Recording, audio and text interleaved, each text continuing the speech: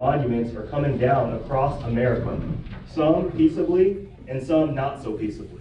My name is Rabbi Jonathan, and I hosted civil discussions on this very topic a while back with the Georgetown initiative with another faith leader, Reverend Kurt Hine. And the reason why I kind of got involved in all this was I got kicked out of the Georgetown Country Club, and that really woke me up to the civil rights issues that are going on here in Williamson County and also in Georgetown, which I later wrote about in a book that I published. And God's really blessed me because I've had the privilege of literally traveling around the world talking about civil rights issues and the things that happen even here in Georgetown. But again, today is not really about me, it's about these four panelists here. And one thing I do want to say before we get started, sometimes people say, well, does the moderator have an opinion? Well, obviously everyone has an opinion. But my position is neither for the removal nor against it. My position is rather to understand, to contextualize, and to possibly add to our history. This is clearly a very contentious topic, and some people say, well, if something is contentious, it shouldn't be discussed. Well, first of all, that's everything in today's day and age. But that's exactly why we have civil discussions about it. And we do not have to make it divisive. I think something can be sensitive, something can be contentious, but it doesn't have to be divisive. It can be something that we talk about peaceably.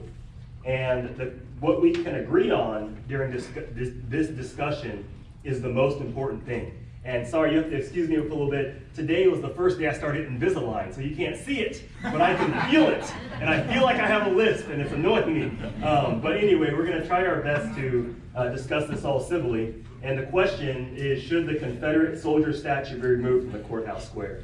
And again, we're not necessarily the decision makers here, but we are a community. I think Georgetown is still a community. I don't think we're a city, I think we're a community that can come together, that can talk about things, and can try to find ways that we can come together and agree upon. I'm going to show you our scheduled events so you know what we're going to be doing today.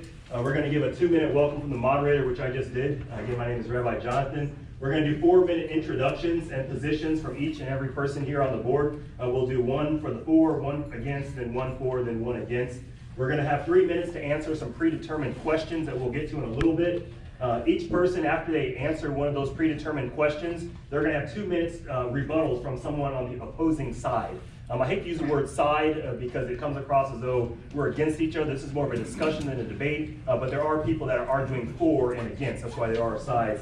And then the last thing we'll be doing is questions from the audience. We're going to go for about 90 minutes to about 2 hours, just giving you guys a general idea. So if you have to leave early, no harm, no foul, but that's about the rough time frame. So depending on how fast we get through all of that, will give us more time for the questions from the audience.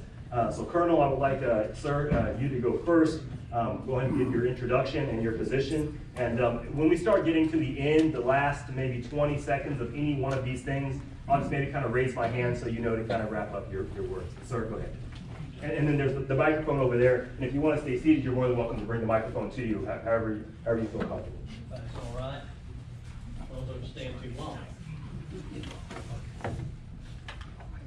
Good evening, ladies and gentlemen. Thank you all for coming. My name is Shelby Little, and I am with the Williamson County Graves, camp number 502, Sons of Confederate Veterans.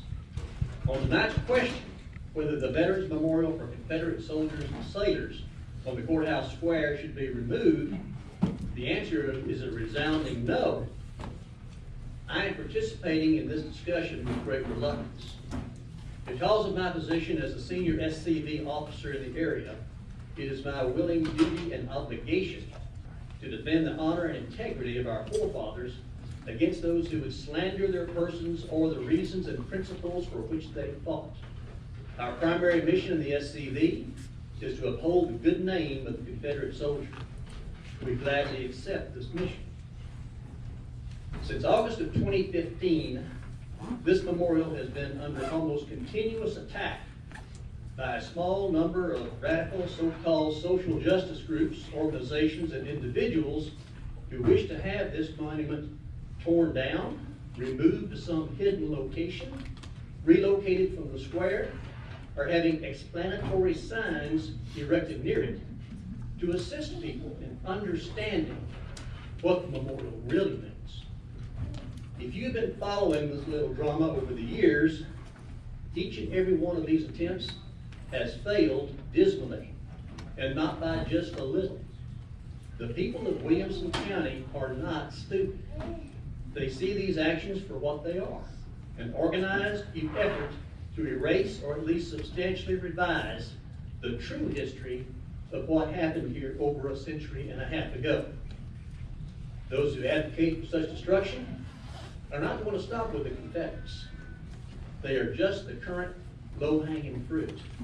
The historical figures and anything they may have touched all over this country are now under attack by these Alinsky-inspired social justice warriors. Look no further than neighboring Travis County to see the truth of this.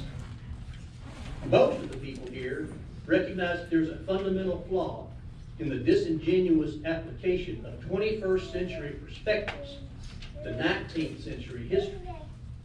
And there is the crux of the problem. Ignorance, mostly willful.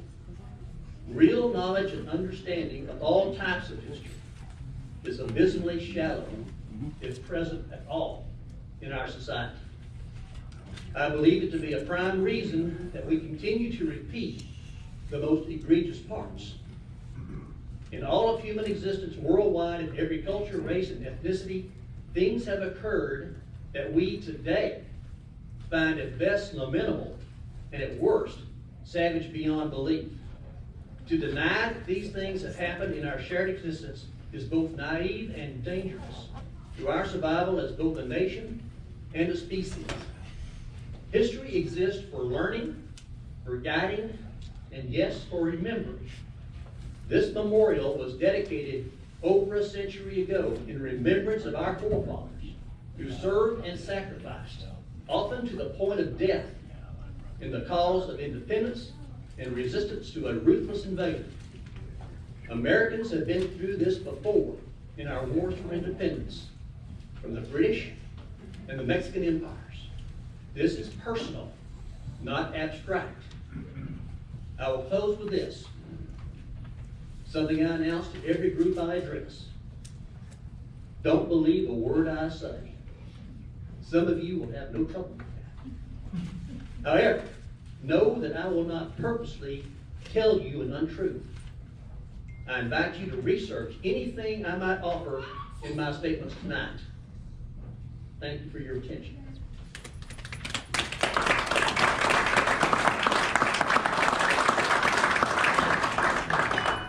Thank you, Colonel. Mr. Keith, if you will. Mr. Smith.